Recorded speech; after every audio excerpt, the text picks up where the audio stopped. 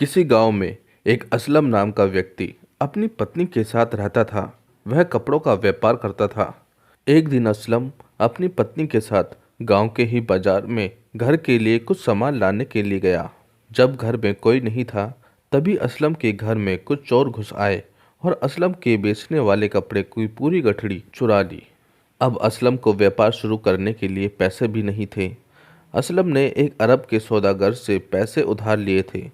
व्यापार शुरू करने के लिए अब तो ना तो कपड़े थे, ना ही उसके पास अब पैसे। अब उसे चुकाने की सोचकर ही असलम को पसीना आने लगा था।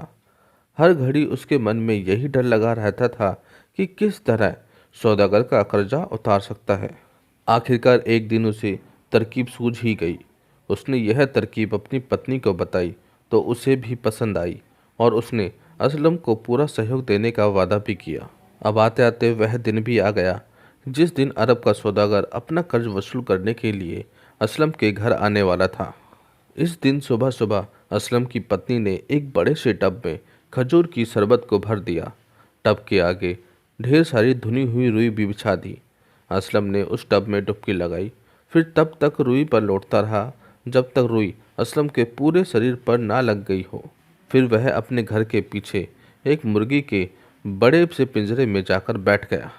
असलम की पत्नी ने पिंजरे का दरवाज़ा खुला ही रखा और पिंजरे को एक बड़ी सी चादर से ढक दिया। धूप जरा सी चढ़ी ही थी कि सौदागर असलम के घर पहुंच गया। असलम की बीवी ने सौदागर को सलाम किया और कहा, असलम तो घर पर नहीं है। सौदागर ने कहा, अरे, उसे मालूम नहीं था कि आज मैं आने वाला हूँ। वह राजा से मिलने गया है, असलम की पत्नी ने कहा। सौदागर ने बोला, राजा से मिलने क्यों? दरअसल एक दुर्लभ चिड़िया असलम के हाथ लगी है, वह उसे राजा को भेंट करना चाहता है।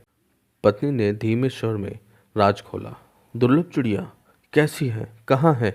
सौदागर को उत्सुकता हुई। घर के पिछवाड़े पिंजरे में, असलम की पत्नी ने बताया। ओह, उसे मैं देखना चाहता हूँ, क्या आप मुझे दिखा सकती हैं? असलम की पत्नी ने सौदागर से कहा, मुझे माफ़ कीजिए, मैं वह चिड़िया आपको नहीं दिखा सकती। असलम ने कहा है कि राजा से पहले इस दुर्लभ चिड़िया पर किसी की नज़र नहीं पड़नी चाहिए।